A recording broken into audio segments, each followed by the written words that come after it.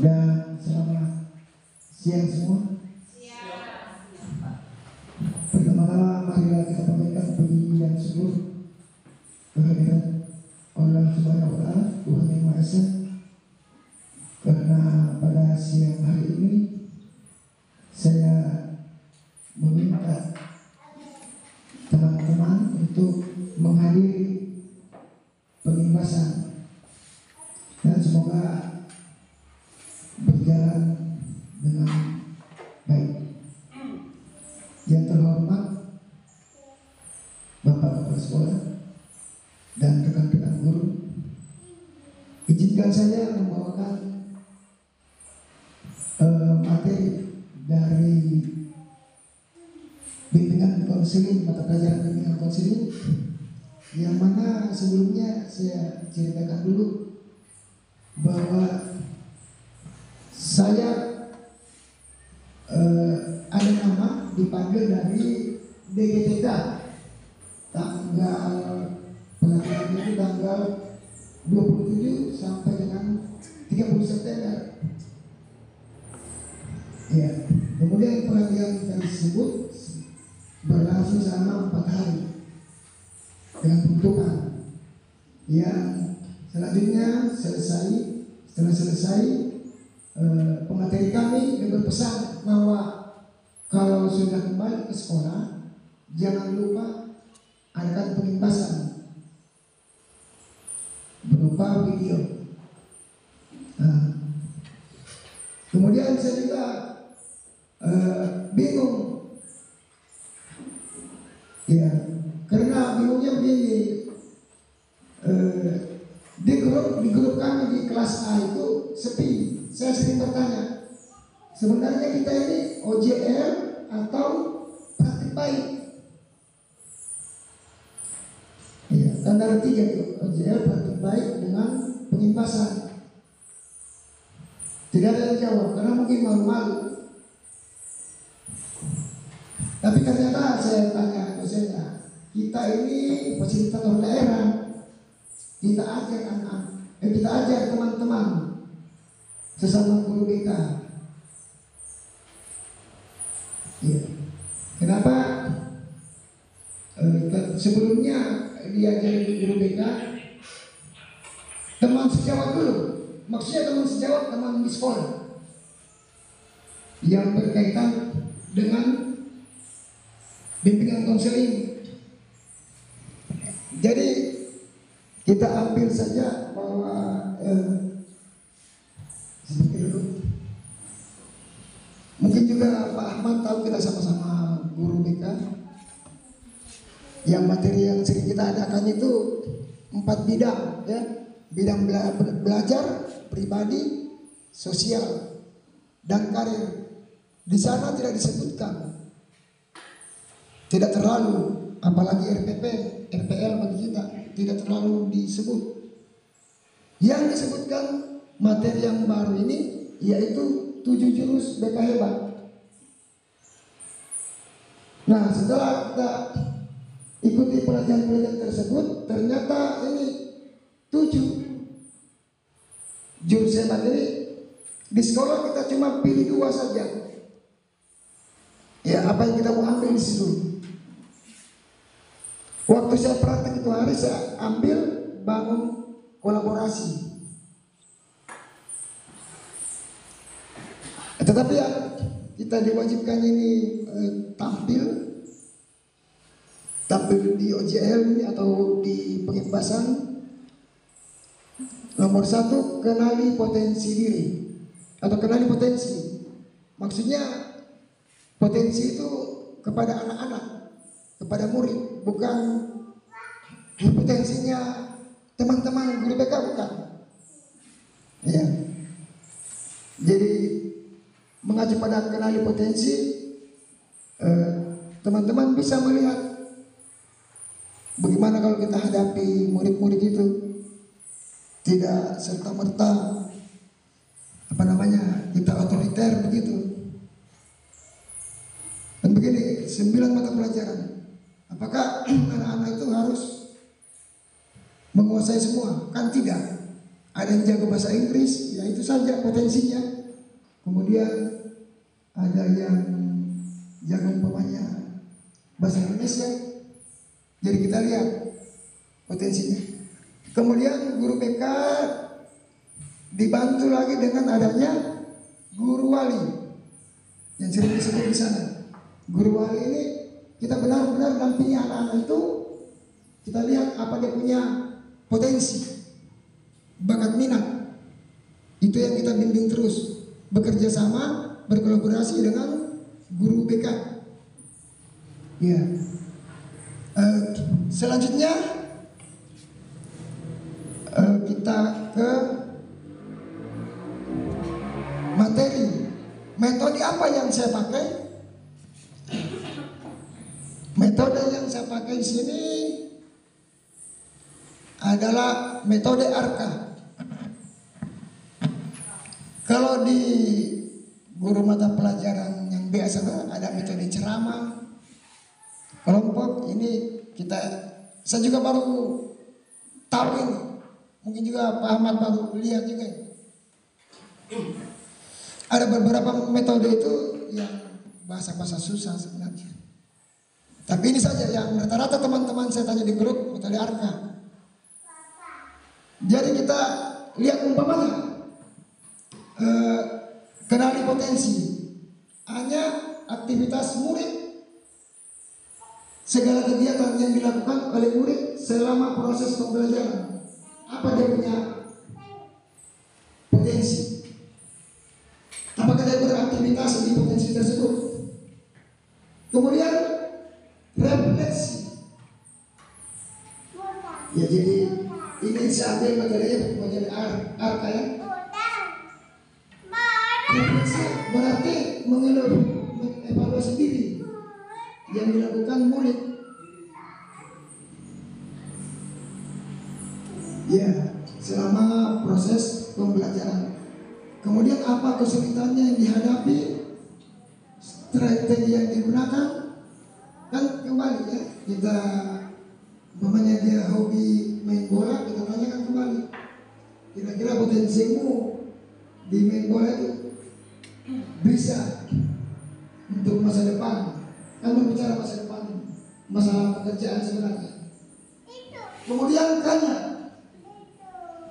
konseptualisasi, yaitu pembelajaran proses interaksi yang terencana. Jadi sebagai guru BK itu kita rencanakan.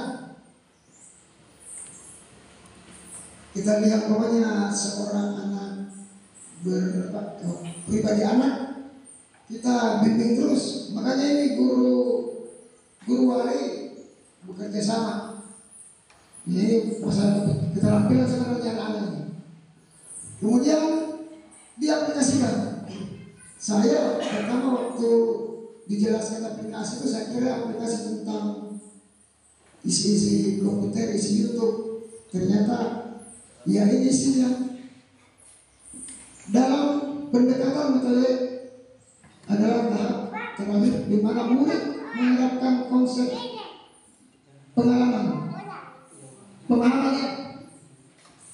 pemahaman baru dalam situasi baru. Maksudnya kalau ada yang punya hobi yang lain, dicampur-campur. Ya saya contohkan tadi bahwa dia akan bertanya ketika dia jago di bahasa Indonesia apa saja, ya mungkin dia bisa seperti membuat novel, membuat surat. Ya, tetapi dia hobinya main bola. Jadi diaplikasikan, dicampur aduk, jadi tidak satu pun. Jadi banyak yang punya kegiatan-kegiatan. Ya itulah. Jadi metode ARKA ini yang saya ambil di bimbingan konseling yang saya sudah jelaskan. Inilah. Saya juga waktu kita kuliah juga tidak ada model begini. Yang penting bimbingan layanan yang ada yang sering. Kemudian kita masuk pada intinya. kenali potensi diri.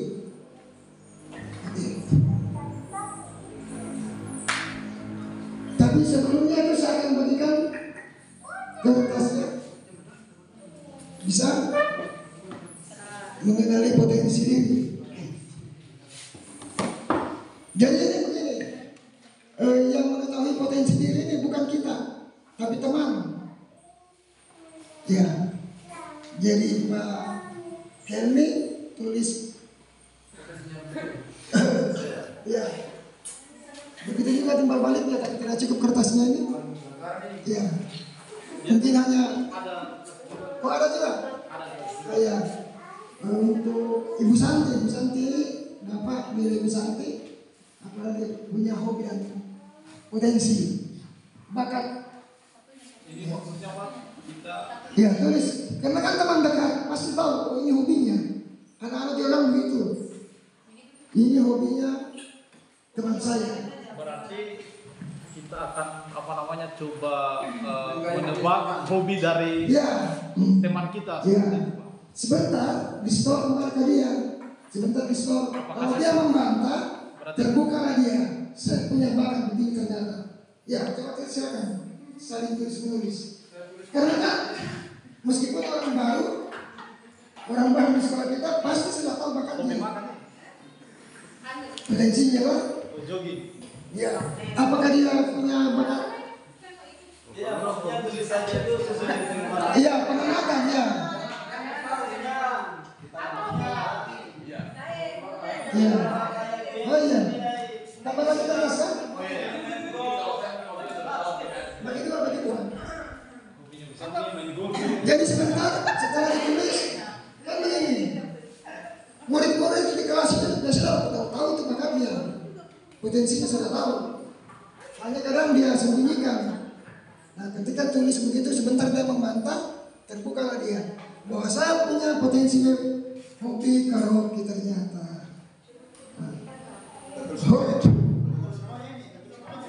Ya. Sebentar bacakan hobinya.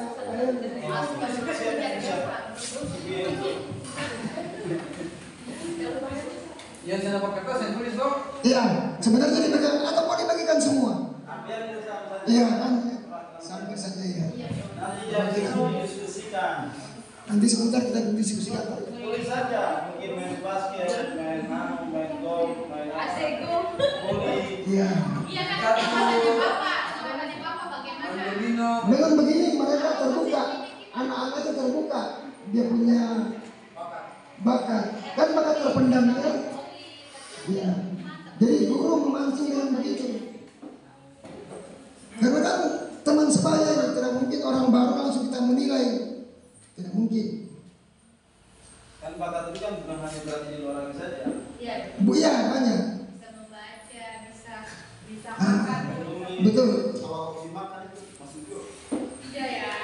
Jadi nanti kita tanya jawab. Makanya kebutuhan Pak.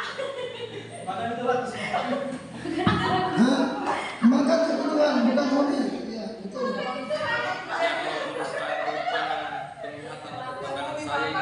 Iya. Oke. Mungkin karena waktu. Hobi itu belanja juga. Kalau shopping, Iya. cek aku berapa kalau Bisa juga. Umpamanya apa? Shopping. Dia punya bakat berdagang. Ya. Oh, jual beli. Ya jual beli. Yang kita lihat kehidupan saat ini yang modern ini Shopping itu maksudnya. banyak orang terjun ke bisnis tersebut. Anak-anak kita mungkin sudah bisa jual Yang ditulis ini yang satu atau berapa? dua saja. Iya.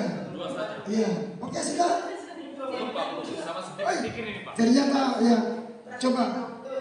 Inilah yang dikatakan melihat bakat orang itu tidak langsung menebak. Dia berpikir dulu sebenarnya ini si Budita ini hobinya dia apa? Kenapa dia tidak mau munculkan kelebihannya?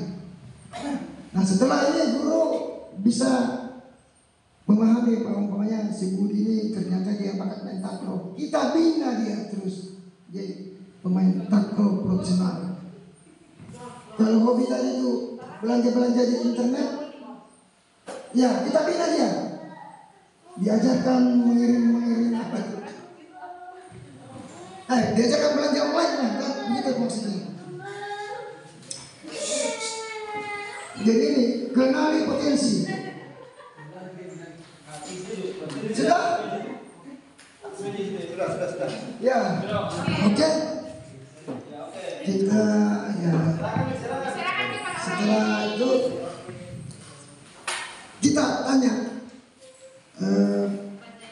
Pak Jai menilai Pak Helmi selama ini bergaul dia tertutup kan? Sebenarnya bakatnya apa nih? Coba cerita. Ya, terima kasih atas kesempatan yang diberikan kepada saya. Ya, saya akan memberikan hasil pengamatan saya selama bergaul dengan Pak Helmi. Iya, menurut pengamatan saya, Pak Helmi ini potensinya yaitu yang pertama itu bisnis, yang kedua menyanyi. Mungkin itu saja. Terima kasih. Nanti bisa kita cobain. Oke, terima kasih banyak. Berarti langsung dicoba satu lagu mungkin Pak. Setelah ya kertas ini, ya pengamatan ini dari Pak Zainuddin, apakah benar-benar dia terima pengamatan Pak Jai atau dia protes? Coba. Ya, terima kasih. Dengan ini tanggapan yang diberikan oleh saudara saya atau teman seprofesi Bapak Zainuddin tentang penglihatan beliau kepada saya selama saya berada di SMP Negeri 17 Buton ini. Ya, kita sering berdiskusi. Memang mungkin Bapak melihat saya selalu membahas tentang yang namanya usaha. Ya, alhamdulillah saya juga sesuai dengan ya, profesi saya selama atau sebelum saya menjadi seorang tenaga pendidik, guru. Dan yang kedua ini menyanyi, mungkin karena Bapak minggu lalu atau kemarin sering melihat saya menyanyi, ya makanya bisa diambil kesimpulan kalau saya hobinya menyanyi. Mungkin itu Pak dari saya. Terima kasih Pak. Oke, terima kasih teman-temannya. Kemudian kita timbal balik lagi. Timbal baliknya lagi. Ya. Pokoknya bagus ya, kita angkat kita punya potensi nih. Kita angkat potensinya anak-anak. Baru kita ulang-ulang terus sih. Iya. Terima kasih Pak pemateri. Kalau saya melihat Pak Zainuddin di sini, dia menurut penglihatan saya ya atau pengamatan saya selama sering duduk atau melihat kegiatan Bapak, karena kebetulan Bapak kan di sini sebagai guru penjaskes, ya. Saya melihat Bapak ada potensi di situ dalam bermain voli dan bola basket. Ya, cuma setelah itu saya belum terlalu tahu apakah Bapak memang hobinya di situ atau hanya penglihatan saya saja. Ya. Terima kasih, mungkin itu saja, saya kembalikan kepada Bapak. Oke. Jadi kembali saya tanya potensinya Bapak yang dibicarakan tadi dengan teman Pak Helmi, apa betul-betul sudah memang itu dia tidak karang-karang? Iya, terima kasih atas pengamatan dari teman saya Pak Helmi.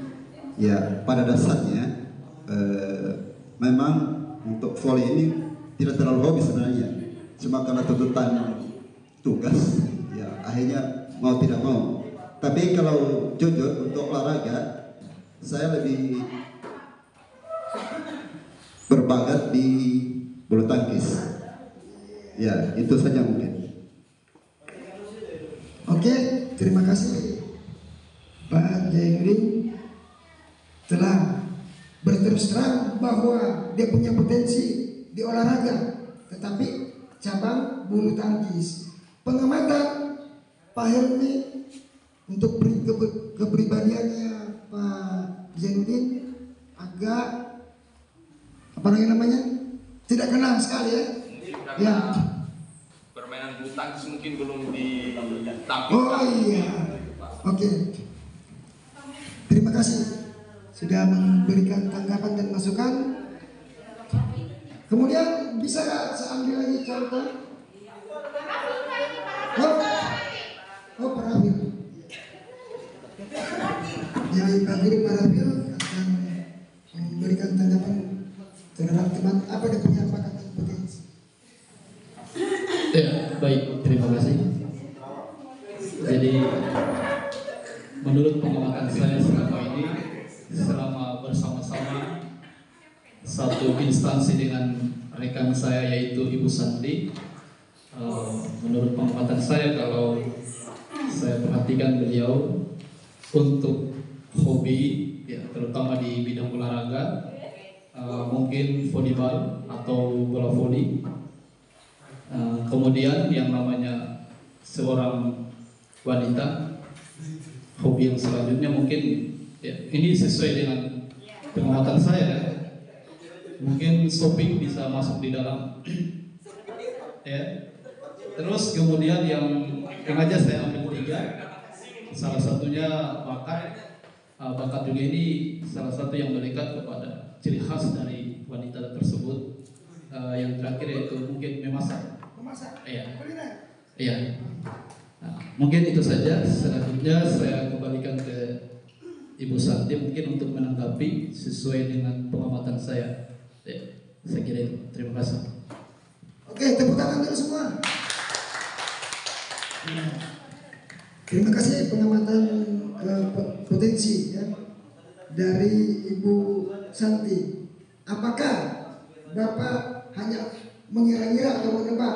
Saya tanya ke aslinya kepada orangnya. Apa sebenarnya potensi dan bakatnya? Apakah betul?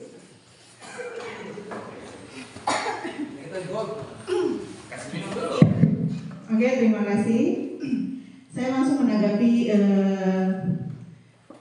penilaian dari Pak Rafil ya, bahwa beliau mengatakan saya di situ hobi atau bakatnya shopping, volleyball, selanjutnya memasak. Hobi voli sama shopping ya. Oke, untuk voli, maaf ya Pak ya, saya sebenarnya tidak punya kemampuan di situ. Ya, karena mungkin juga jarang juga latihan seperti itu ya. Untuk shopping itu menurut saya bukan masuk di bakat atau hobi. Itu sesuai kebutuhan. Kalau saya butuh saya beli. Seperti itu Pak. Oh tidak. Kalau mengoleksi tidak. Ya. Mungkin karena alamat yang mudah didatangi oleh kurir, makanya sering datang. Oke. Untuk soal memasak, kayaknya rata-rata ibu-ibu juga di sini walaupun bukan hobi, rata-rata juga ya dituntut harus bisa memasak, ya. Tapi terima kasih untuk penilaian dari Pak Rafil, saya apresiasi. Saya juga sendiri tidak tahu hobi saya itu apa. Oke, mungkin cukup. Oke, saya kembalikan lagi ke Pak Andi. Ya, terima kasih banyak atas masukan dari Pak Rafil bahwa Ibu Santi bakat minat dia berpotensi yang Bapak sebut tadi memang betul ya. Ada berapa yang meleset? Yang meleset kan orang Iya. mungkin 2 ya. Oh iya. Yang memasak tadi yang saya katakan itu sebagai bakat, Ternyata itu salah satu kewajiban dari kaum panitia. oh iya, berarti kita mereka makan. Itu kan sifatnya pengamatan ya. Ya oke. Jadi terima kasih Bapak Ibu bahwa yang saya berikan kertas tadi itu itulah nanti yang kita akan mencari potensinya anak-anak di kelas. Iya itu sebenarnya tujuan utamanya. Selama ini kan kita anggap anak-anak itu rata, hobi bakat minatnya rata. Kita tidak tahu, sehingga kita tidak bisa satu orang atau dua orang kita tonjolkan. Ya, ini hebat di habis Al-Quran, ini hebat di olahraga, ini hebat di berenang. Kita tidak tahu, begitu lulus begitu saja. Tidak bisa kita angkat beberapa orang untuk kita ikutkan di perlombaan. Apalagi yang baru-baru ada ini Olimpiade pelajar. Kita tidak bisa karena kita juga ragu. Yang mana sih bakat anak-anak yang punya olahraga? Yang mana bakat ini anak-anak yang punya hobi musik? Ya. Padahal Bapak Ibu, waktu saya pelatihan seringnya diberitahu dengan pemateri bahwa bakat dan minat itu adalah potensi anak-anak yang harus dikembangkan. Karena apa? Nanti anak tersebut bisa mengasah dapurnya. Selama ini kan dia bilang lagi selama ini kan guru-guru itu agak keliru sedikit, bukan keliru sedikit, tapi memang rata-rata seakan-akan murid itu kita ajar mereka kita akan giring ke kerja perkantoran. Ya. Padahal sebenarnya profesi atau pekerjaan itu banyak.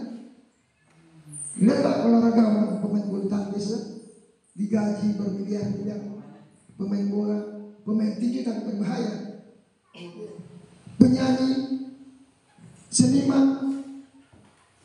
Ya kita kan selama ini katanya dia bilang pemateri, apa cita-citamu nak? Jadi dokter, jadi polisi, jadi tentara. Yang lain profesi lain tidak pernah disebutkan. Padahal potensinya anak-anak luar biasa di situ. Hanya kita tidak tahu.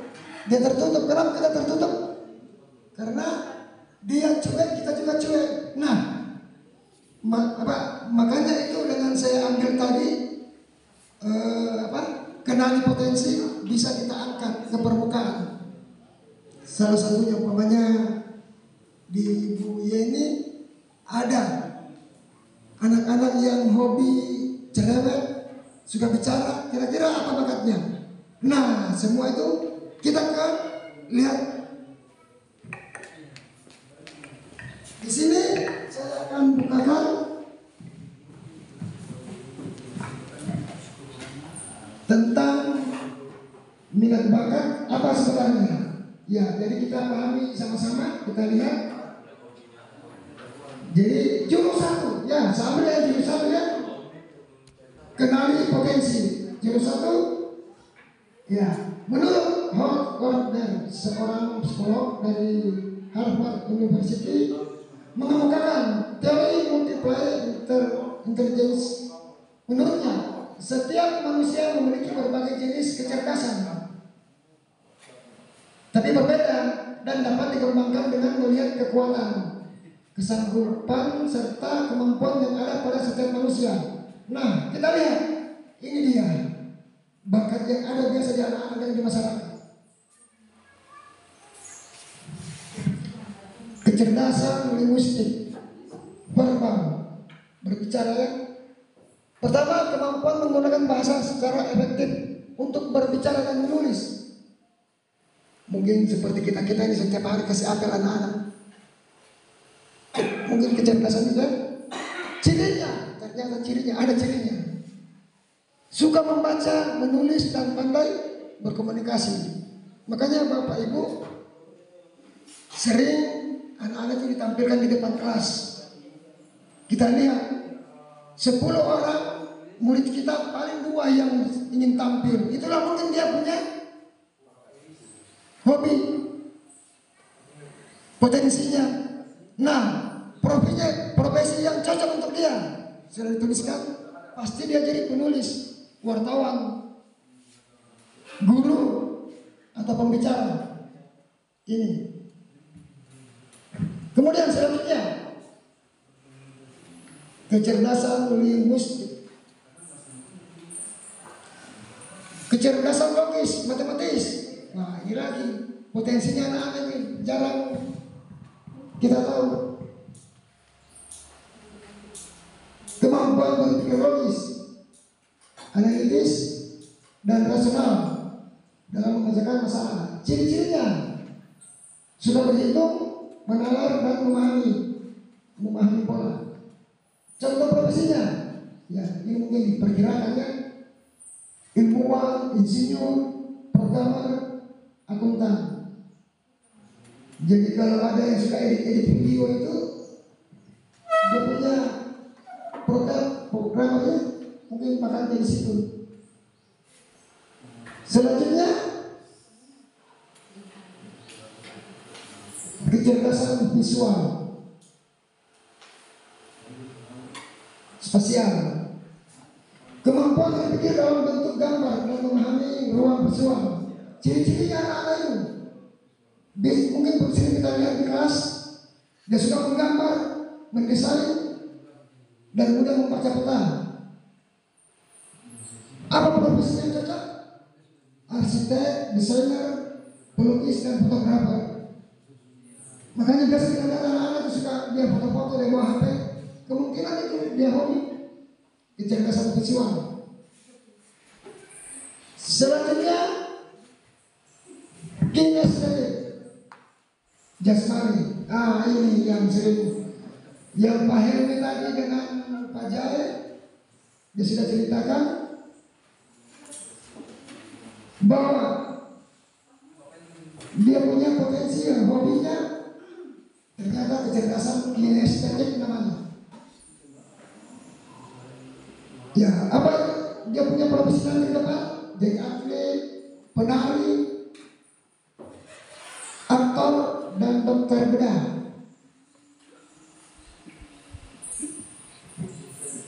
Dulu pernah kita ajak anak menari di lapangan, tapi sekarang dia stop karena mungkin tidak lagi pembinaan. Selanjutnya kecerdasan musikal.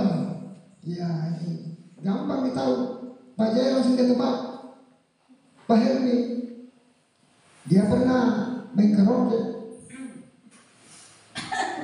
Jadinya memang suka menyanyi, mendengarkan musik, atau memainkan alat musik.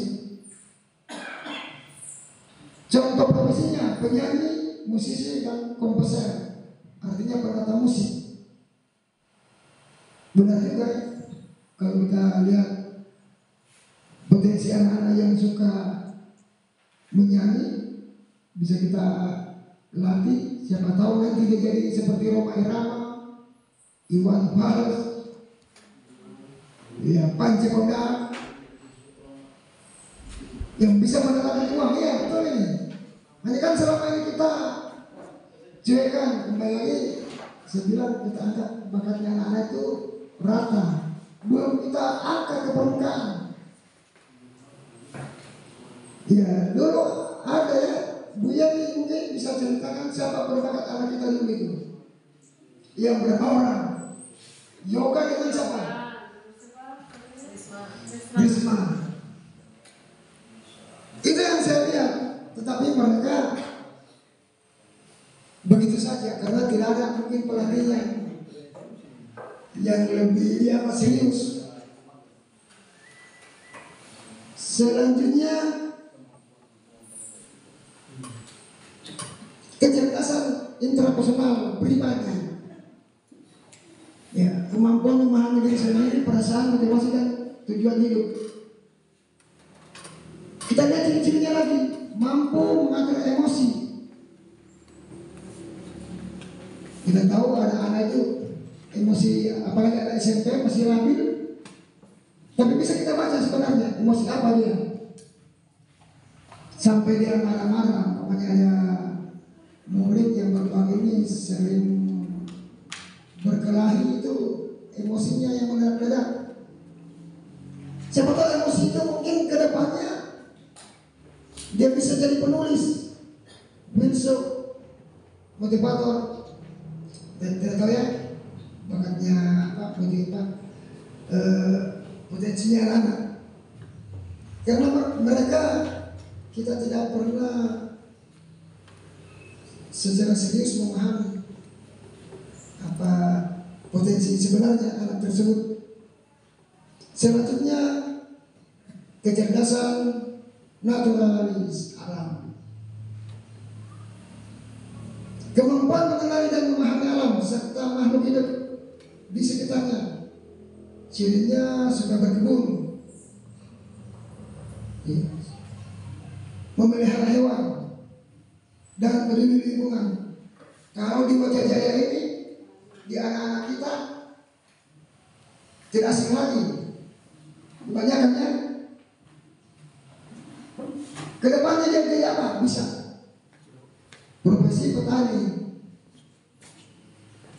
biolog, dokter hewan, ahli lingkungan. Ya mungkin itu.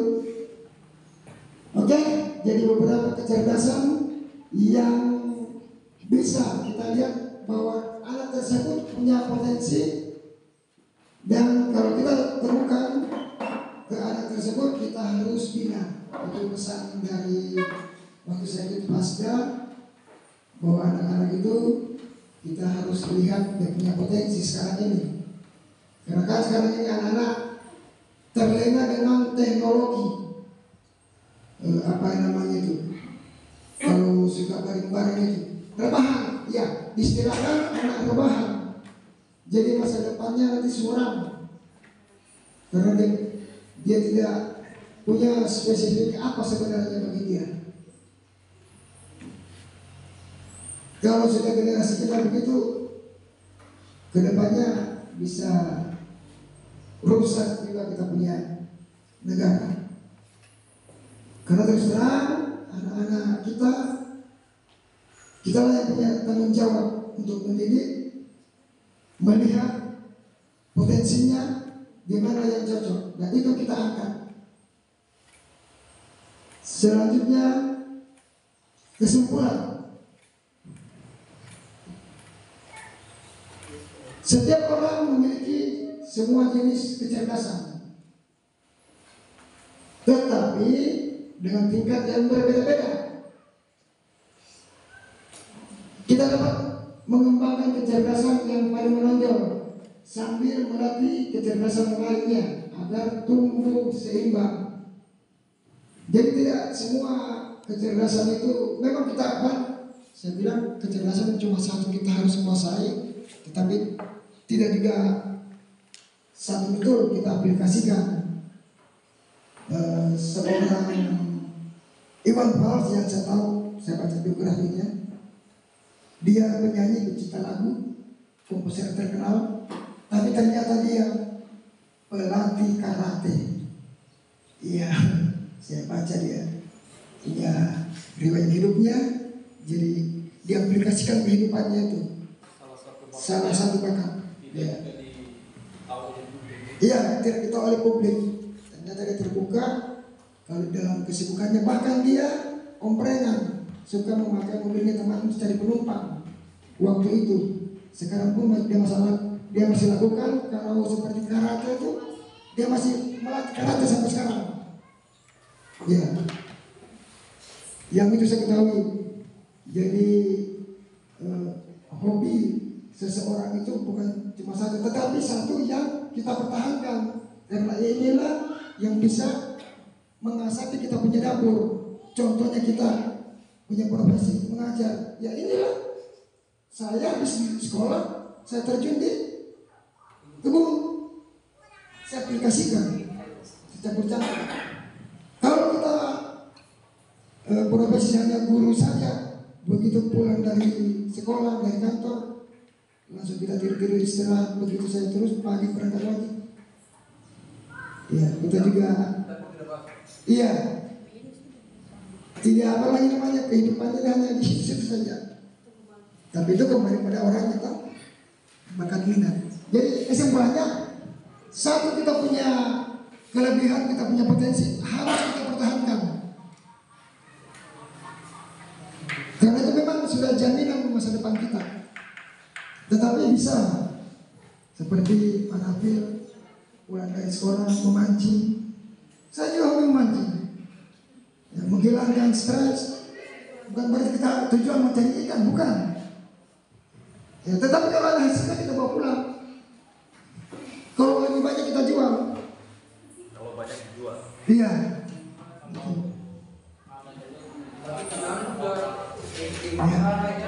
Di bawah di Ya. Bisa.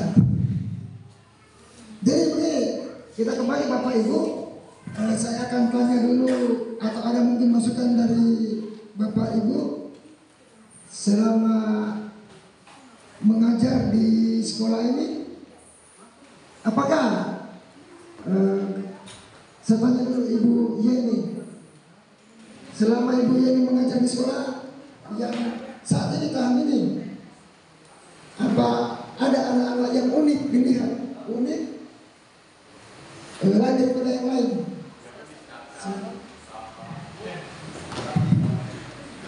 Oke, terima kasih. Ya, ada satu orang siswa yang memang luar biasa kreatifnya, baik dari segi apapun. Itu Sandi ya. Kadang kita bingung juga bagaimana dia ini di dalam proses PBM kesana kemari nyanyi-nyanyi. Dia sudah ditegur tapi dia tidak. Nah, dalam proses tugas yang diberikan juga kadang tidak bisa menyelesaikan. Itu Pak. Terima kasih. Ya, untuk saat ini itu dulu. Saya mungkin sebagai pemateri saya tidak bisa jawab sendiri karena ada teman saya berbeda juga, mungkin bisa memberi tantangan atau masukan. Silakan Bapak. Bisa ya? Karena kita ini berkolaborasi juga. Ada anak super aktif sekali. Jadi Pak berdiri berkelihatan kamera. Ya, kita bisa. Ya, saya sebenarnya juga belum mengetahui persis. Hanya kan dari informasi dari teman-teman bahwa ada seorang murid ya yang super aktif, ya super aktif di dalam kelas. Kalau dia super aktifnya itu mungkin ketika dia dikasihkan tugas atau pertanyaan dia responnya dengan cepat. Nah, itu mungkin kita boleh katakan mungkin itu ada potensi yang dimiliki anak tersebut. Ya, tapi ini sepengetahuan pengamatan dari para teman-teman guru yang mengajar, ketika dikasih tugas, dikasih pertanyaan diam, kasih tugas tidak bisa menyelesaikan. Ya. Tapi menurut saya sesungguhnya kemungkinan ada potensi yang dimiliki anak tersebut, hanya masih belum bisa diungkapkan, ya, belum bisa dia tonjolkan. Ya. Yang mungkin kalau menurut pengamatan saya sih, kalau dibilang juga dalam hal pekerjaan diberikan katakan kayak membersihkan itu kayaknya tidak juga dilaksanakan.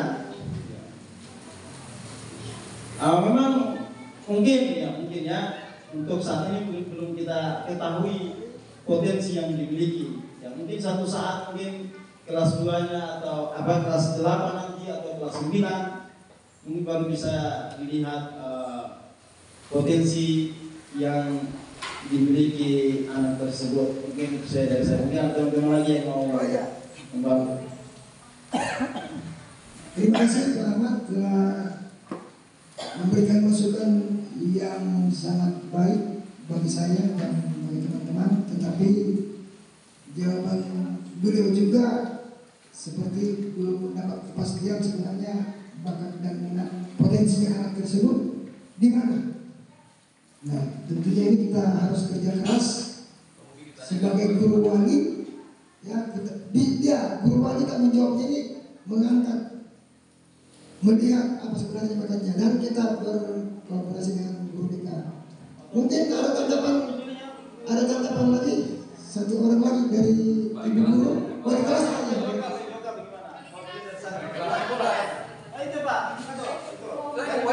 Super aktif dia. Oh iya PKS. Jadi saya tidak mau tanggapan. Pertanyaannya dari Buya ini, ada anak kelas 7, namanya siapa? Sandi. Dia super aktif sekali. Mendapat tanggapan dari guru BK juga Pak Ahmad bahwa anak itu masih menurut beliau tidak bisa memastikan sebenarnya potensi dan bakat itu anak apa, karena kebanyakan diberi tugas dari guru atau suruhan guru dia tidak laksanakan. Bagaimana dengan menurut Bapak? Oke, bismillahirrahmanirrahim. Assalamualaikum warahmatullahi wabarakatuh. Saya tadi sependapat dengan apa yang disampaikan Bapak Ibu dulu, bahwasanya memang ada anak potensinya belum kita lihat. Begini, memang kita dijelaskan dalam pemahaman anak itu ya. Ibaratnya anak itu ibaratnya seperti gunung es, di mana gunung es itu kita hanya bisa melihat puncak, tapi di dasarnya itu kita tidak tahu. Misalnya ada gunung es yang di dasar laut, kita tidak tahu itu yang kita lihat hanya puncak saja yang di luar, sebagian yang kecil di luar, tapi di dalamnya itu kita tidak tahu apakah dia menyatu, apakah dia dasarnya itu bagaimana.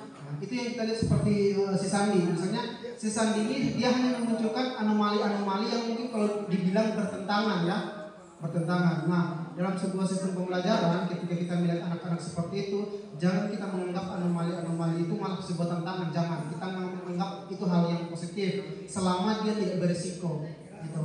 Selama dia tidak berisiko, karena sebetulnya dia masih dalam usia masih tumbuh dan berkembang. Kita juga sebagai guru senantiasa mengarahkan, tetap mengingatkan, tetap memperingati.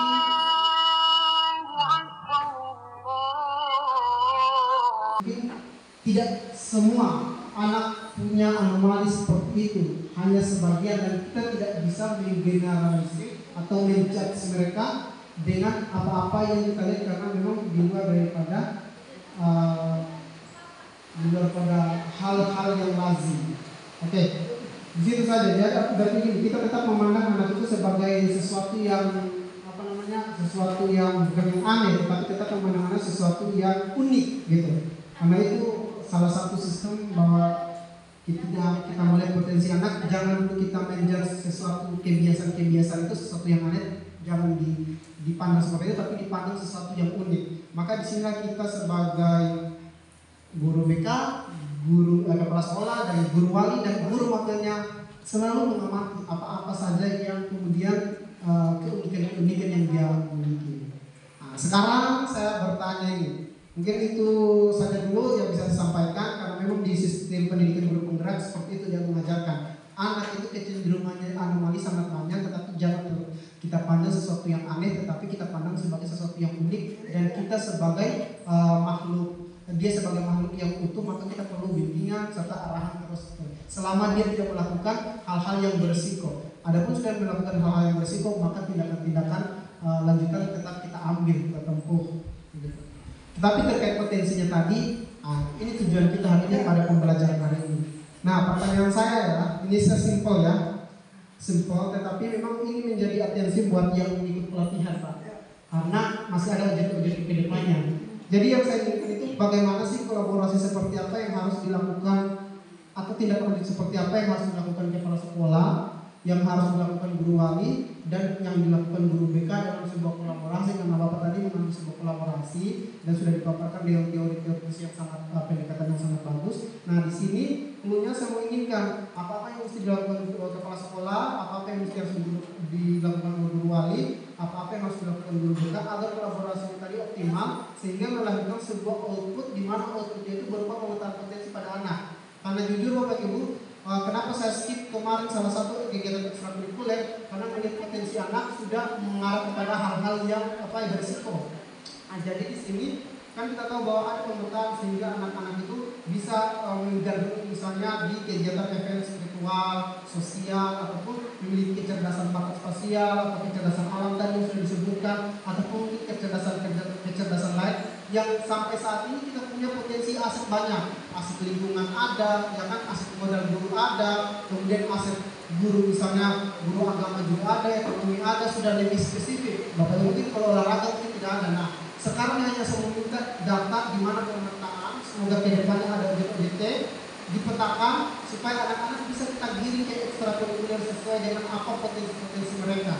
Itu. Kemudian satu alasan juga kenapa tadi saya tidak menyebutkan mereka kegiatan ekstrakurikuler seperti Porda, apakah Porda anak, karena memang mereka tidak dilihat potensinya dari awal, tidak dilihat mana bakatnya mana, sehingga saya disodorkan kertas itu saya tidak tahu potensi anak ini apa. Bahwa kita mau melakukan pelatihan apa namanya daring, lari, tidak seperti itu.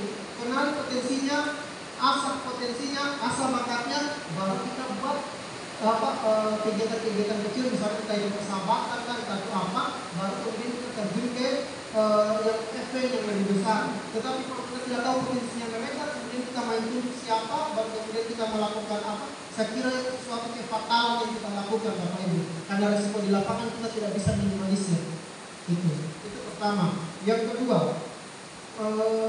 harapan-harapan saya mungkin dari pertemuan ini, apa yang mesti dilakukan guru BK serta Kepser serta guru lainnya dalam upaya pemetaan potensi serta kolaborasi seperti apa gambarannya, mungkin insight itu yang saya inginkan. Karena saya jadi kepala sekolah, tetapi kepala sekolah itu perlu apa ya, hal-hal masukan gitu, hal-hal masukan. Karena memang saat ini kita melihat bahwa intrakurikuler, kokurikuler dan ekstrakurikuler, mungkin di intrakurikulernya itu fokus pembelajaran mata pelajaran, oke. Tapi kokurikuler dan ekstrakurikuler ini memang menurut saya vakum, dan inilah memang harus ada apa namanya pemetaan yang bagus supaya kita melakukan apa namanya anak-anak itu kita giring sesuai dengan minat dan bakatnya. Itu satu. Yang kedua, perencanaannya, pelaksanaannya serta hasilnya itu memang harus terevaluasi. Artinya kalau kita menginginkan sesuatu yang bagus, memang dari perencanaan itu udah matang. Dan perencanaannya bagaimana, saya inginkan gebrakan-gebrakan seperti itu, dan saya mohon apa yang harus kita lakukan, saya sebagai kepala sekolah, sebagai guru BK dan sebagai guru wali, kita untuk guru wali men-assess atau melihat resiko atau melihat tentang apa, tapi berikan kita clue-cluenya apa-apa. Jadi ibaratnya dia sudah ada dalam bentuk bahan dia jadilah, dan kita lihat oh iya ini yang harus kita lakukan, yang kita lakukan gitu. Rencana jangka pendeknya itu bagaimana atau rencananya bagaimana? Karena Bapak Ibu saya lihat ini sangat bagus sekali materinya, sangat bagus. Dan ini memang apa ya, sebagian daripada mengakomodir kurikulum mendalam ini. Kita lihat ini bagian dari kurikulum mendalam ini. Dan kemudian terkait diskusi-diskusi yang lain-lain, saya kira sudah sangat bagus karena isinya tadi berbicara bagaimana kemampuan memiliki anak, bagaimana kemampuan spasialnya. Ketika kalau saya mungkin sebagai guru mapel IPA, ketika disuruh siapa anak yang memiliki kemampuan spasial bagus, saya bisa sebutkan. Misalnya seperti Kevin, spasialnya bagus, matematik bagus, Raymond lumayan bagus. Karena memang saya ngajar kelas dapat, tetapi potensi yang lain yang tidak dapat di spasial, yang tidak dapat di intrakurikuler ini, maka itu kita gali seperti apa yang diterapkan. Sandi, dia kan di intranya nggak dapat dia. Ya kan, intranya dia nggak dapat. Nah, makanya kita mencoba di ekstranya. Nah, kira-kira di ekstranya kita giring ke sana, bisa tidak? Nah, kalaupun di ekstra pemetanya bagaimana? Itu kan, jangan sampai justru di ekstranya dia lebih menonjol, Bang. Itu tugasnya daripada pemetaan potensi tadi. Gitu. Selanjutnya, mungkin begitu. Mungkin anak-anak kita bilang seperti apa? Ada yang terkait siswa. Mungkin siswa seperti Iksan mungkin kita bilang ini Iksan gampang bisa, tapi coba lihat di spiritualnya, gitu kan? Sudah bisa nggak dia baca tersebut? Bagus tidak gitu? Itu yang kemudian kita lihat dari potensi-potensi yang lain. Apakah ini anak mungkin kita giring ke sana supaya menjadi nilai tambah buat kita sehingga ada plus-plusnya buat kita. Nah, kemudian kemampuan sosial, kemudian jadi kecerdasan itu ada banyak, kinesthetik, kecerdasan sosial, kecerdasan sosial, kecerdasan spiritual, kecerdasan alam. Makanya kecerdasan alam saja kita belum sentuh, ya kan? Maksimal tidak kecerdasan alam. Saya dulu waktu saya belum jadi pelaksana tugas kecerdasan alam itu saya dekatkan dengan alam, cinta alam. Tapi giliran sudah banyak tugas bela-bela, pusing juga. Artinya memang ternyata harus butuh kolaborasi. Kolaborasi itu bukan penting. Makanya saya ini dalam hal habis kegiatan ini, silakan kalian berdiskusi. Tetapi saya berharap hasil kolaborasi ini apa yang harus saya lakukan, apa yang harus guru wali lakukan, apa yang harus guru BK lakukan, serta guru mapelnya bagaimana supaya betul-betul kebutuhan provinsi ada, sehingga outputnya di internalnya tidak dapat, maka kita guna di ekstra. Itu intinya sih. Nggak bisa lagi biasa ada di kurikuler. Kita sudah petakan itu, masih lanjut lagi Bapak Ibu, perencanaannya bagaimana, pelaksanaannya bagaimana, evaluasinya bagaimana. Ketika itu sudah kita lakukan, lihat lagi tindak lanjutnya bagaimana. Jadi berat Bapak Ibu jadi gitu. Dan saya berharap silakan kalian lakukan lakukan program, tetapi program yang kita lakukan usahakan berbasis aset. Kalau berbasis aset, apa yang kita miliki itu yang kita programkan. Jangan kita bilang, oh dia punya bakat sini 2 orang, tapi harus pengadaannya fokus ke dia. Jangan. Kita lihat, oh mungkin kita asetnya ini, jadi program ini bisa kita giring ke basis aset lagi misalnya, supaya kita meminimalisir dalam hal kita tidak juga mematahkan mereka, tetapi kita juga bisa berupaya memberikan apa yang kita punya. Ya, kalau misalnya seperti tadi yang dibahas yoga ataupun, iya memang mereka potensinya kan untuk itu, tapi masih ada potensi-potensi lain yang mereka miliki dan kita jangan mematahkan itu. Mungkin saya itu saja Pak yang saya bisa sampaikan, dan semoga kedepannya kita bisa mendapatkan kolaborasi berupa perencanaan yang matang, terutama potensi yang ada ini bisa sudah kita katakan. Dan kira-kira ada kan banyak tuh dari 8 poin, misalnya kenali potensi, apa sudah kelola emosi, tumbuhkan resilience, dan karena Bapak bilang bangun kolaborasi, maka karena bangun kolaborasi yang dipilih, maka saya inginkan kolaborasinya bagaimana, apa yang harus dilakukan Kepsek, apa yang harus guru wali, dan ini mohon jangan hanya sebagai teoritis, tetapi bentuk perencanaan supaya kontrolnya secara kolaborasi. Karena jujur itu Bapak Ibu sudah mendapat guru wali, tapi jujur saja guru wali programnya apa kan bukan hanya sebatas akademik, tetapi di kita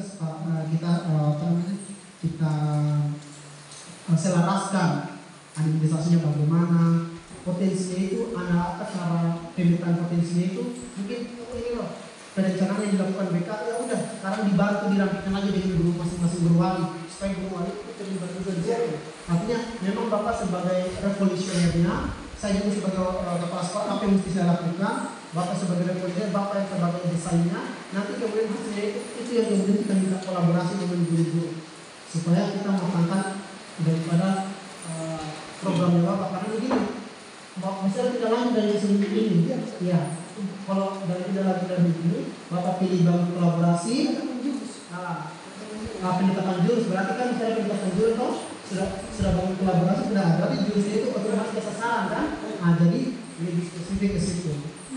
Ya, mungkin itu saja supaya Bapak tidak bias. Ada outputnya di kita supaya pertemuan hari ini bukan hanya menyita waktu dan energi, tetapi ada briliannya gitu, ada hasilnya gitu, ada jurus ampunya dan diterapkan.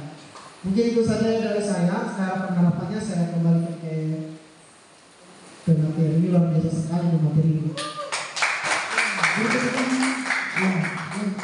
Terima kasih Pak KS, bahwa intinya saja dari masukan kepala sekolah tadi, setelah mengetahui kita mengangkat potensi anak-anak kita, intinya kolaborasi.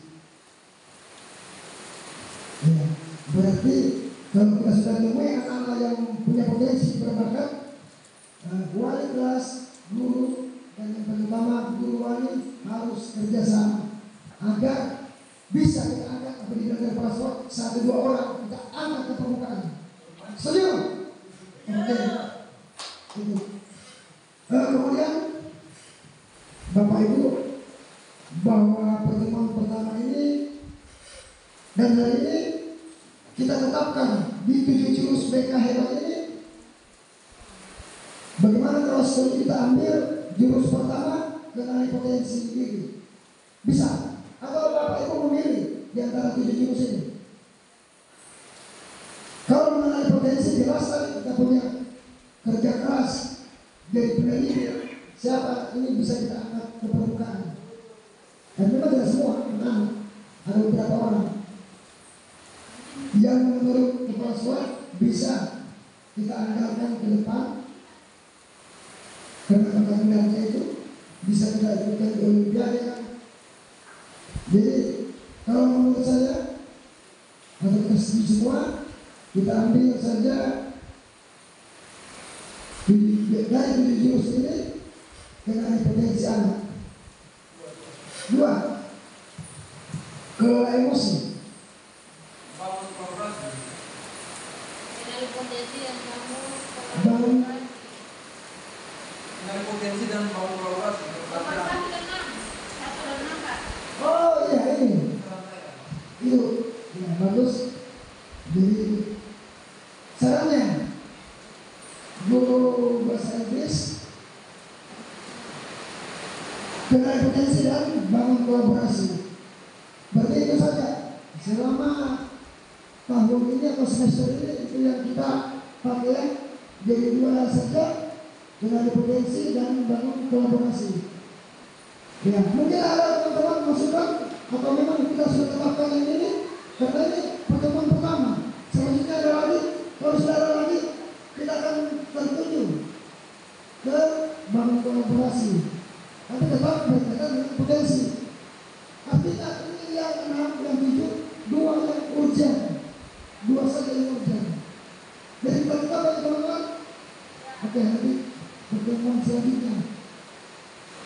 Kemudian kalau tidak ada pertanyaan lagi, oh ya silakan. Ada masukan tentang potensi kanan.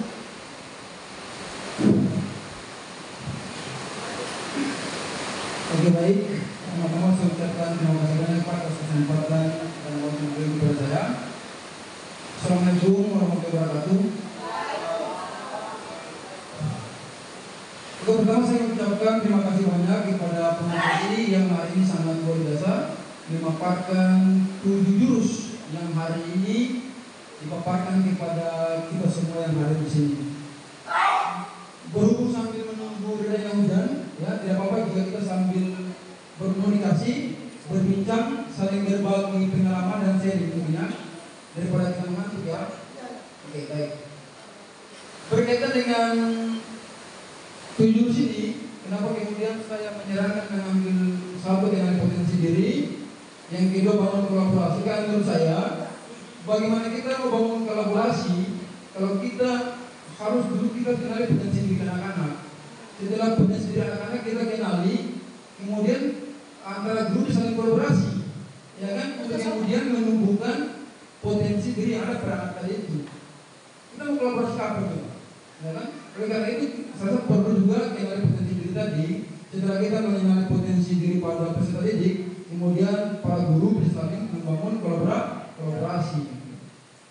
Dan tentunya ketika kita pilih 2 ini, maka sudah pasti beban kerja itu akan meningkat, ya kan? Karena Bapak harus pertama harus melakukan dulu pengenalan potensi diri tadi, selanjutnya dan bangun kolaborasi pasti akan meningkat. Tapi benar itu pun merupakan resiko yang kita ambil demi perbaikan generasi bangsa. Saya kira begitu. Yang berikut terkait dengan siswa atas nama Sandi tadi. Ini kan dia siswa satu daripada sekian banyak siswa, ya kan, yang mengalami hal-hal yang unik. Seperti dikatakan oleh kepala sekolah tadi, bahwa sebenarnya apa yang dialami Sandi ini dia ibaratnya seperti teori gunung es. Nampak kecil di permukaan, tapi di bawah itu paling luas. Ya kan? Saya kira ilmu ini sebagai guru BK ini bukan hal yang baru. Ini sudah hal yang biasa. Kan kenapa anak itu jadi seperti itu? Itu pertanyaan pertama. Kenapa hal anak itu jadi seperti itu? Setelah kita selidiki dan cari tahu, ternyata Sandi itu kita ketahui bahwa dalam keluarga itu yang berkenong, ya kan berkenong.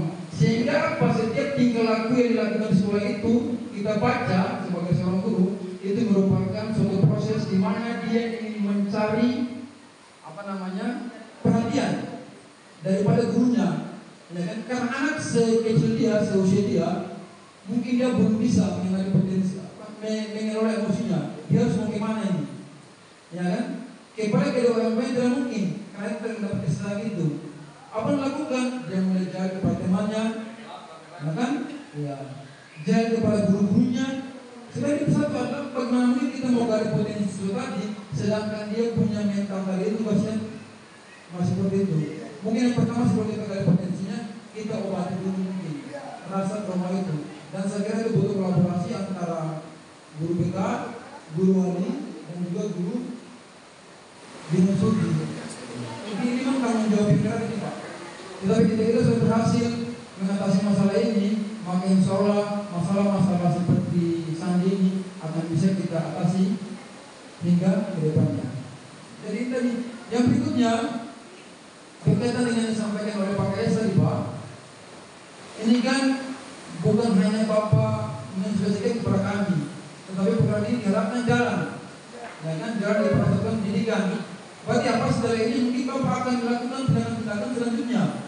Hari ini pertemuan mungkin ke depannya Bapak sudah menerangkan apa langkah-langkah kemudian yang harus dilakukan untuk 7 jurus BK ini dia dapat diterapkan di sekolah dengan baik. Jadi tidak hanya sekedar teori, tetapi praktiknya. Bismillahirrahmanirrahim. Saya kira begitu tadi. Mungkin ini bukan pertemuan, ini artinya pertemuan pertama, tetapi kemudian akan ada pertemuan lanjutan terkait dengan 7 jurus BK hebat yang akan Bapak bawakan nanti. Saya kira mungkin itu perhatian dari saya. Bila kurangnya mohon dimaafkan, akhirnya saya ucapkan bila terlalu. Assalamualaikum warahmatullahi wabarakatuh.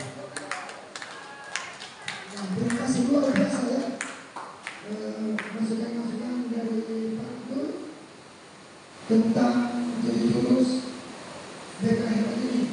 Pertama, mengusulkan potensi dan membangun kolaborasi. Bagaimana kita membangun kolaborasi kalau belum kita mengenal potensi tersebut? Seperti contohnya Sandi, ternyata Sandi ini baru saya tahu bahwa dia bertemu, karena terserah saya selama ini belum pernah menjadi rumah operasi, belum, yang saya tidak tahu. Jadi makanya kita kolaborasi bagaimana Sandi ini bisa kita arahkan yang potensi yang mana yang tepat untuk dia, sehingga untuk kegiatannya yang sedikit mencerdaskan di sekolah bisa dipendam dengan kegiatan-kegiatan olahraga atau musik. Kita belum tahu potensi apa yang ada.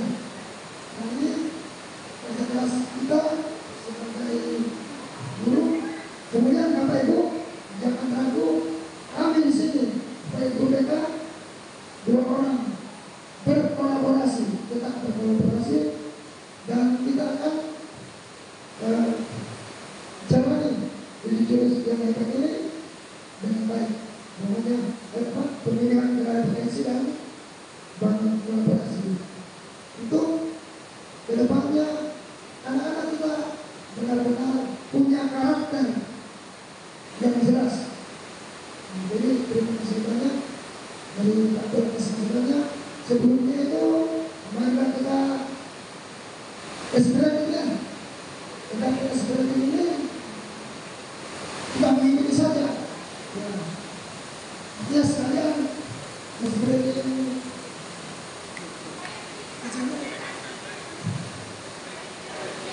mengurangi kejenuhan. Ya, tapi SBM ini langsung saja ini. Semua berdiri Bapak Ibu. Tidak lebih.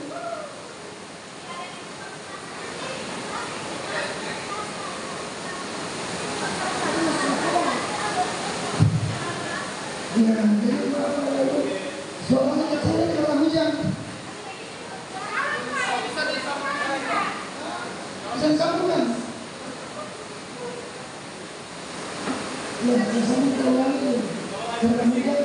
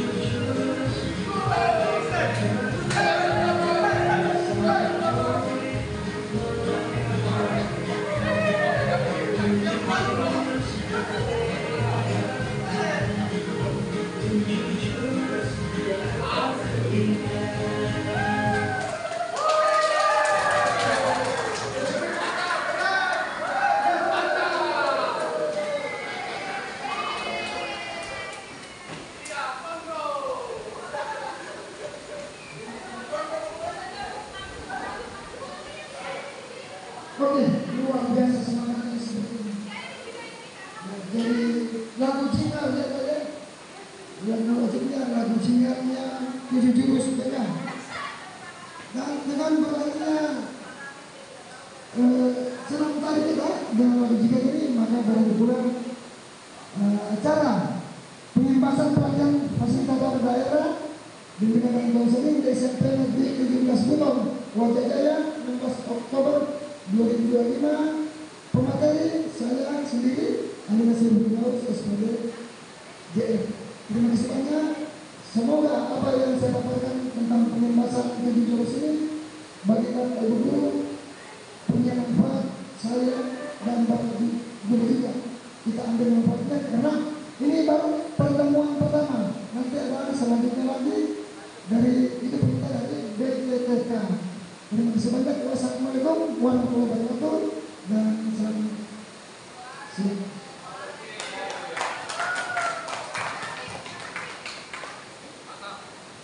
Om Swastiastu.